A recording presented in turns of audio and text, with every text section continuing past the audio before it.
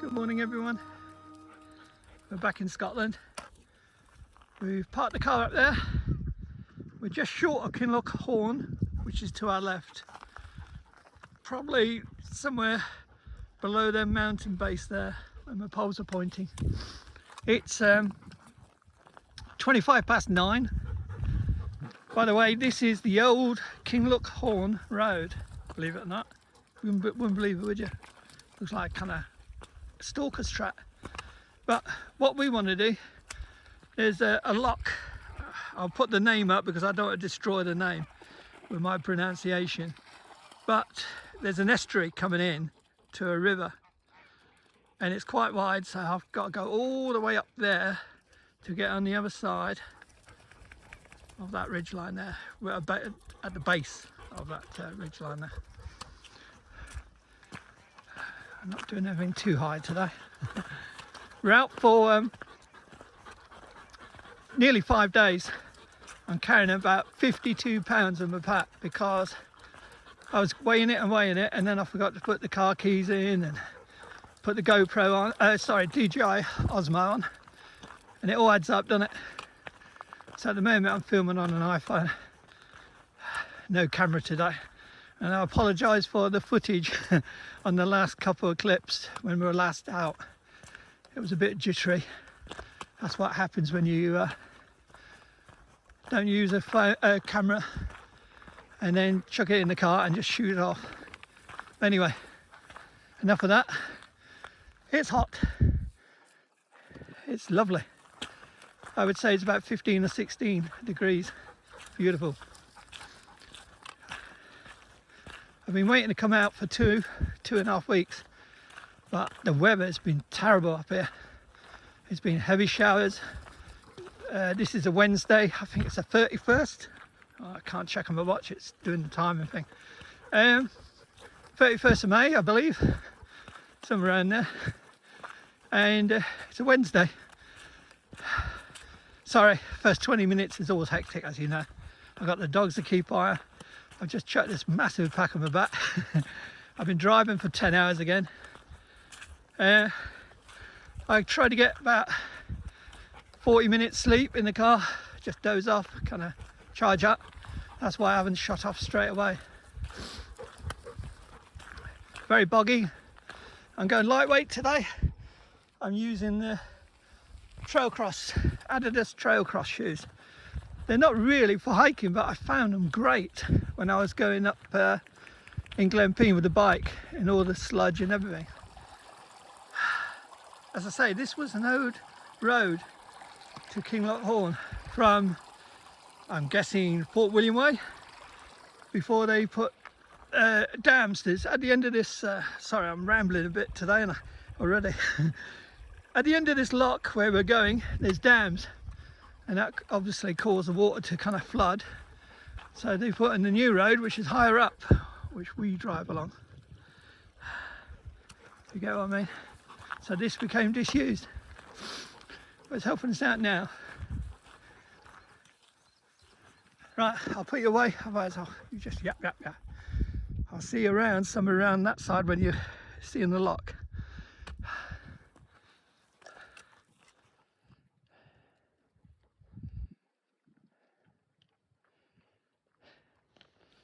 Full of life, them too. Stella, you can carry my pack instead. Ooh, having a breather. Hard going already. You can see probably the vehicles over there where they're parked. We've come down the slope all the way along the river. I will put the name of the river on. Across the river where it's narrowest and back up here. And we're now heading towards the loch as such. Now it would have been great if I could have just gone down and across. And I'm sure someone will say, oh, there was a place to cross further up. Oh, I didn't know. Anyway, I know I was going to chat to you when I get to the loch, but I thought I'd address this issue before I go any further on the video. This is what I'm entering is called the rough bounds. It's Knoydart. Now I've been Kinloch Hourn, which is over that way, and all the way to Inverie. You've probably seen the video if you've been following me, but I've never actually cut right into Knoydart, and that's what we're doing this time. Now this is extremely, and I mean extremely remote terrain, wilderness, whatever you like to call it, and there will be no cell reception, full stop. So don't come up here expecting any phone reception. Also, because it's so remote, yes, there's a couple probably day camp hikers, or someone doing the Munro, one of the Munros, but apart from that, there'll be no one out here. So please, please make sure you've got the experience, make sure you're fully equipped, waterproofed, you know the game, sorry. Oh dear, look at this. Do lots of training somewhere else first before you come out here. Make sure you get your maps, compass, any other gear you want. Don't rely on electrics. They can fail on you, they can malfunction. I'm cutting the shortest way, but it's also very marshy here. This is probably due to all the rain they've had, and this is the problem. I could end up getting double back. It's alright for them, they're light footed. So yeah, before I go again, please, please don't follow my video, see what I've done, and think you can just follow the trail that I'm showing you, because at the end of the day you will come a cropper if you ain't experienced. This is not nice territory as I think for the inexperienced. Chances of being found out here if you get injured is 0. Make sure you got a personal locator beacon, and if anyone says, well, that's too sissy, what are you going to do if you find someone else that's injured and you're 8 miles in over this stuff? You can't just race across this and go and get help. You're 21 miles in to that car park, and that's if there's anyone there. So yeah, I'm sorry for going on, but safety is a priority out here. Now at the moment it's sunny, and they're forecasting it to be quite decent for the next 3-4 days, but they're still saying occasional heavy shower, mist, which means fog and low cloud, so you can easily get disorientated here. So be very careful. Sorry, the sermon's over. Oh, I think I can follow someone else's trail. Someone's been here recently, well, a couple of people have, and I've tracked it. I shall do that. Right, knock you off. So yeah, when you come down from the car park and get to the bottom and start hitting the Old Kinloch Road, this is it. Turn left, don't go right like I did. Carry on following the road down, and there is a crossing, it looks like. It looks quite shallow as well. So I've done about 1.5 miles the wrong way to come round to the road. That could have been, but anyway, you live in land. As I say, I haven't not seen this on YouTube or anything, this route.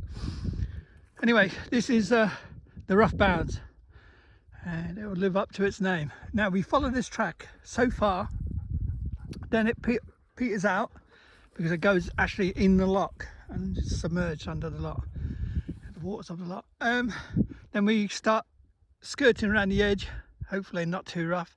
Then we'll pick up an old track similar to this, that's probably more overgrown, that used to be was used for the dam, the building of the 2 small dams at the top. So we'll use that. So it's not going to be too bad. That was probably the hardest bit I had to do at the very beginning.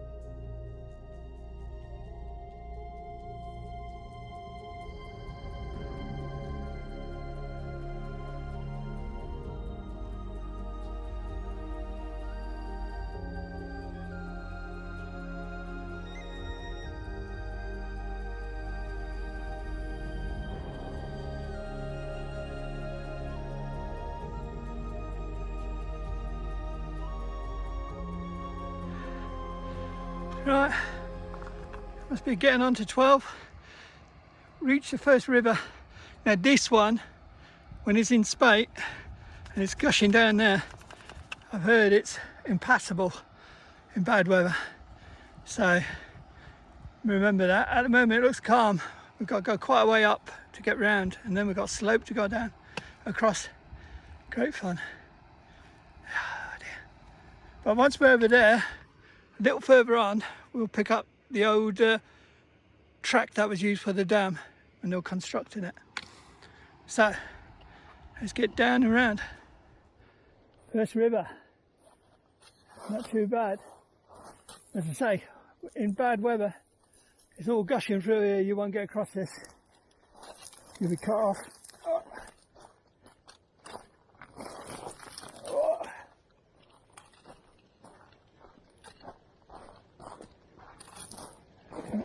Oh, rebel. He thought that was about 2 inches high. He's got his packs on as well. Silly boy, you'll learn. Hey, fool. We're going to get across here and then we're going to skirt along the top there. Awesome.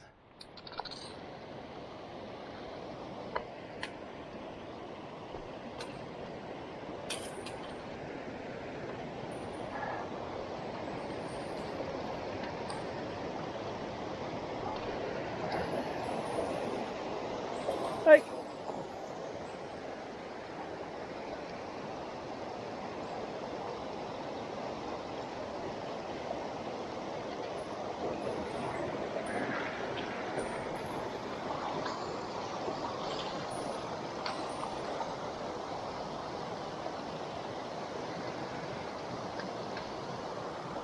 Woo!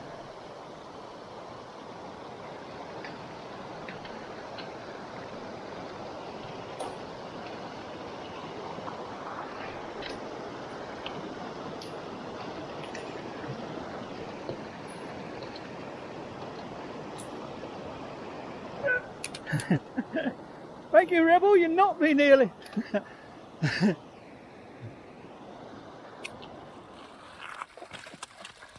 Whew. What I've done is lift the bags on the top there, on the road, old road, brought them down. I want to get a good soak in. Trust me, if I just stand here, they'll start messing about. Go on, Rebel. Rebel, go on and paddle. Go on.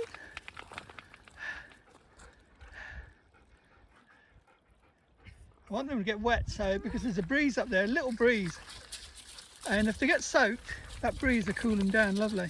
It's just as good as shade.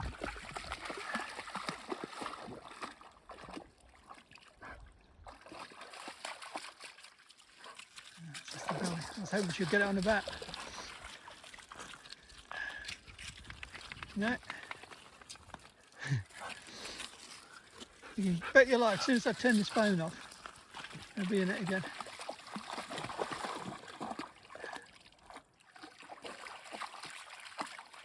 Rebel won't dunk in it, right? It's totally opposite of Stella.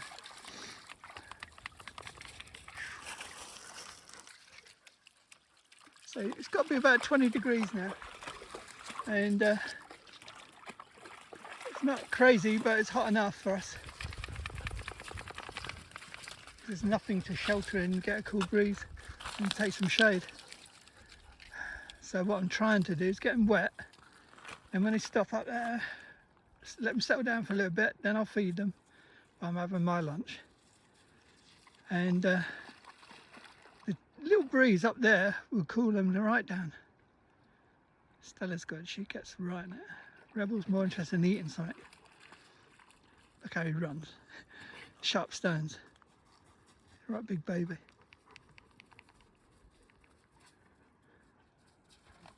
Oh, that's his bit. Like I said, should be swimming in a minute.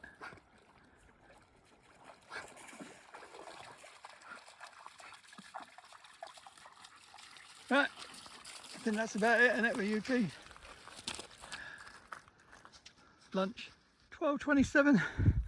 and we've hit the road. As I say, you'll pick it up down near the bottom of the loch after you cross that first river. Hot and tired, hungry. Got to find somewhere that gives me some shade. I'm not expecting much, but a little bit for the dogs, and they can feed them and have lunch. We've done the hardest bit, put it like that, and that was hard.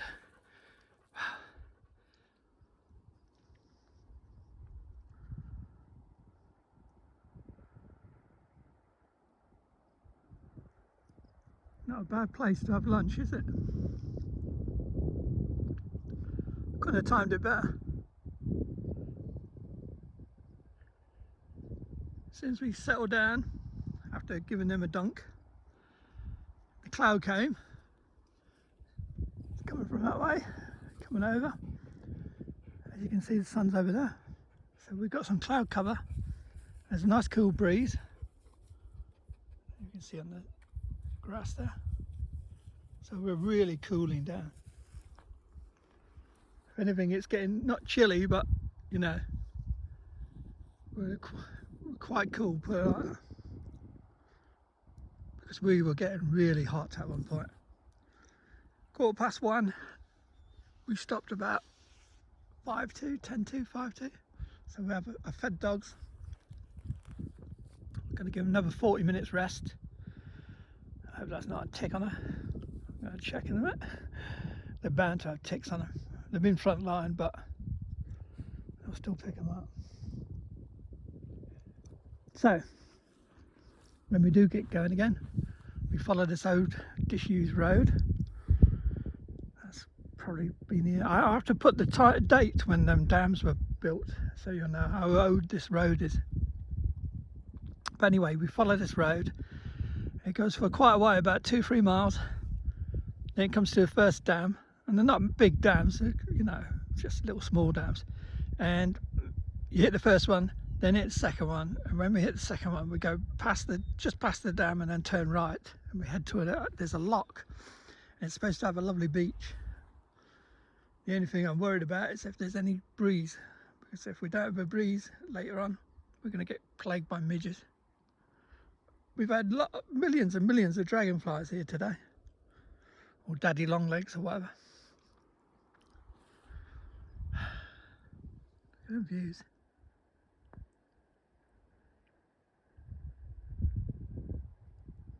Listen.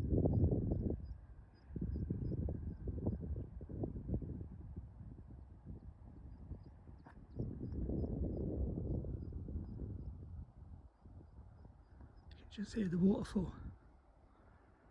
A few birds.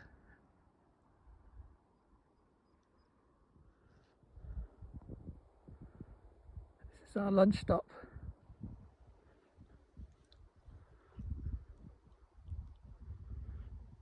Not bad, eh?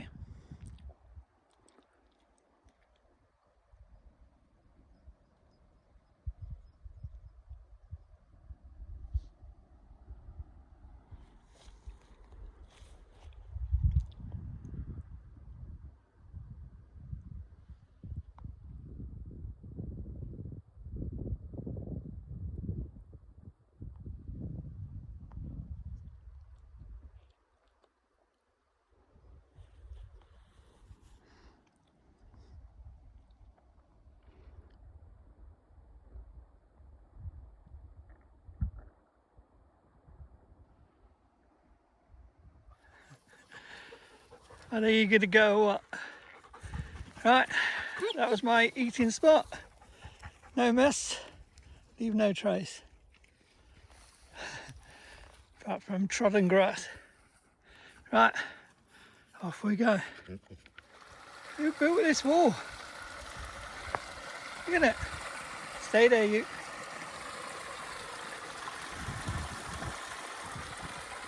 That's been out a long time.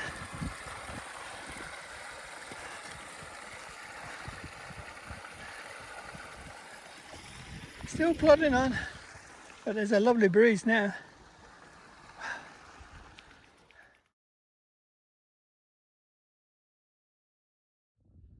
Some old workings there. Oh, weird. Been there a few years. A lot. Sorry if I squidged you in there. There's one dam. I think that's the one we go behind. I think the other one's hiding to the right of that, just around that corner.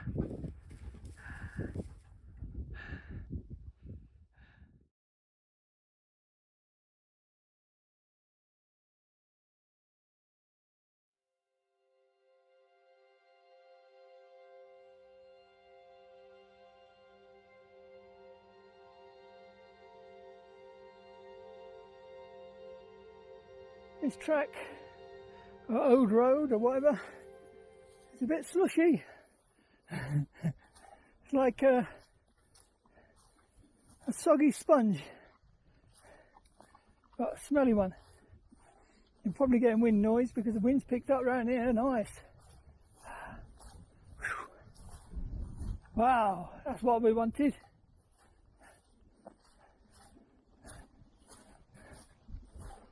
Beautiful. Not holding much water back, are they?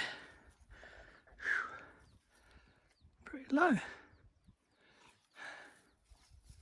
We go down here, over that one, around the back. There's supposed to be a trail that leads us around the back there.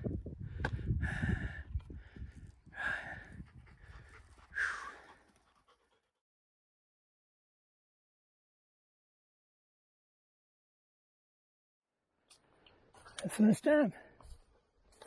Ooh, slippery. Wow, what views. And what's this here? Oh, stop people driving on it, I guess. You have to come up with quads or something.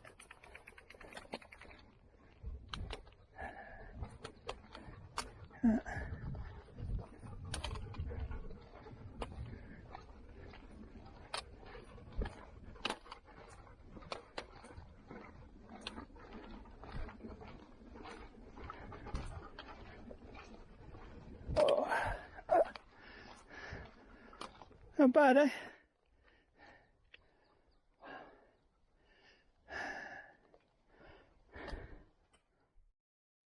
Right. This is dam number 2. We've got to go round that, and there's supposed to be a track leading down by the tip of that Lochan there, and then takes us through. So we've got to go round this, not over it, round it. Right, I'll try that. Let's see. See that old rain gauge? That marks the wettest spot in the UK. Believe it or not. That's what I used to say. I'm not going up there to find out, but trust me. It's where the dams are, but it's years old and rusted. We're coming round from down there, sorry, down there, and we're following what looks like an old stalker's track. It's a right mess, very slippery, it's just breaking under your feet. But once we get to the top of this, should be all downhill from there, which would be nice. Probably about another mile and a bit, and it's 10 to 3. And I said I want to get pitch spot for 4, so looks like we're going to do it. If there's any obstacles,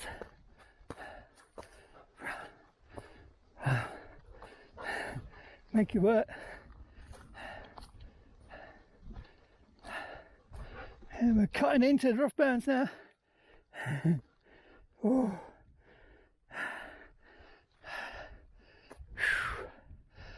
It's getting windy. That's where we come from. Around the dam there. Around that big lump. And weaved all the way here. It's nice and cool now.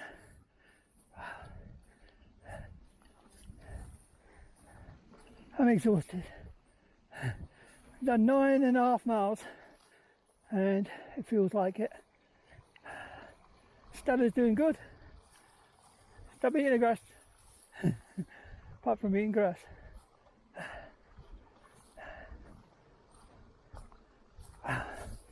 What a workout. What I needed. You're probably getting wind noise and a lovely cool breeze. And it's coming from where we're going to pitch. So that's a great sign. No chance of midges if that carries on. Oh, don't send us uphill. Right, turn you. And there's our target. A loch with a beach and no one on it, and a lovely breeze. Wow, and good time. 3:15, perfect. So take it nice and easy down here and pick a location for a tent.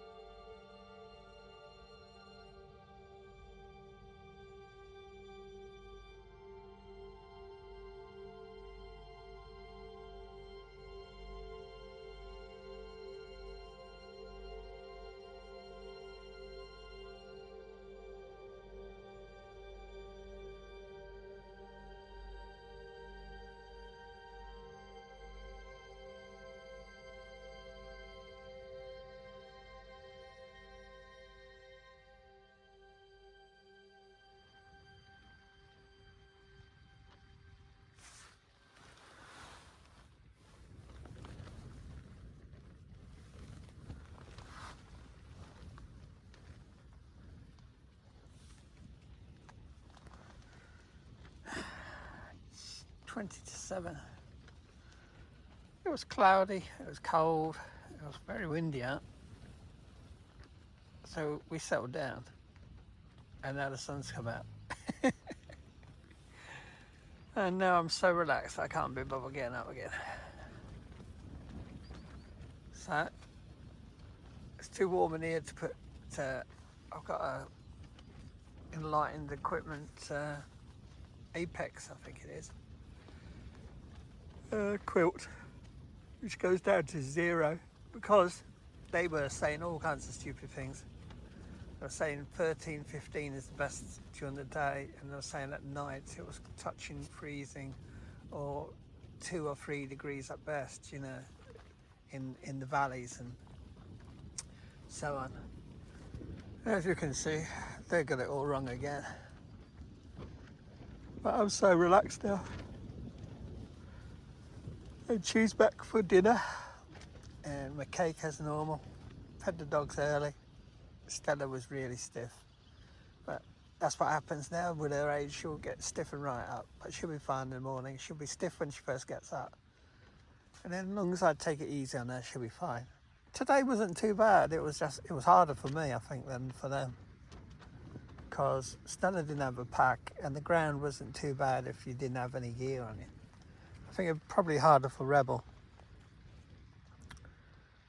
but definitely hard for me. 52 pounds on your back. Oh dear, agony. I'm getting old. Yeah, as I was saying about this tent, I used to have the Falraven shape, Abisco shape too, and we were narrow here. We were too close. So, like now, when it's very warm, our heat would generate even more heat, and we would end up being cooking. And I was scared the dogs were going to get overheat, and plus it was getting uncomfortable for me. So I thought, sacrifice porch space, you know what I mean, because the Abisco goes further out, that's fine. It's nice and cosy in there. And sacrifice the porch space so that I can have more internal space inside for sleeping quarters. It's paying off. It's now not. Look at the room. So if the dogs are wet, like once they came in, Rebel came in and shook all over my bed, her sleeping bag and everything, and you know, we were just too close when, if they're wet or damp. Sorry, I'm tired. Oh. But so that's the reasoning for that. Plus I love Fairhaven tents. They're just such good tents. I've always said I rate them as good, or if not better, than Hillybergs. And I know people get on to me about the Sulu and some of the other ones. But this, I think, sells in the UK for about £500 to £600, I'm guessing. I got this on special, so I wouldn't know. But a Hillyberg will cost you close to £1,000, you know what I mean? And this one I got a footprint with. Normally you don't get the footprint, so that was, you know, really good deal. So I was happy with that. But these will last as long as Hillybergs if you look after them. I had no complaints about the shape. Bisco shape too. Brilliant tent. I had it in all weathers. Yes, they get condensation because they go. It's this really fine outer fly sheet, and for some reason they really seem to hug the condensation. But you've got so much clearance between the inner and outer, and less Rebel leans against one of the panels right against it, that it doesn't affect your inner. Sorry again. But this one you can peel the front back, which I might show you tomorrow if it's really bad. I've got most of that vent open, all of that vent open. I've got this side outside fly sheet open. Well, it's down halfway. I haven't done that one because the wind is coming along there. All it'll do is make a racket all night. So that's it. So we're having an early night at 7 o'clock. So we'll see you in the morning and see what we got in store next. It's going to be another hard one. It's not going to be as long, but it's going to be quite steep. We've got to go over a pass again, so it's going up and up and up, and then it'll be back down. And what we're doing is, if this is all, if Stella's fine and all that, is we go down to Barrisdale and the Boffey there, and it's always a good way to have in between, you know, 3 or 4 days, have a Boffey somewhere so that you can't stop inside it. They've got bunk rooms, but you have to pay. But at least we can use the room that it's got a kettle, it's got some chairs, and we've got water as well. And there's a toilet as well. And if you saw us last year, we camped outside, but it does get noisy, busy sometimes. But that's the price you pay. But it's well worth it if you want to you had a long day and you want to just relax inside a room. And plus you get to meet some nice people and have a good chat. So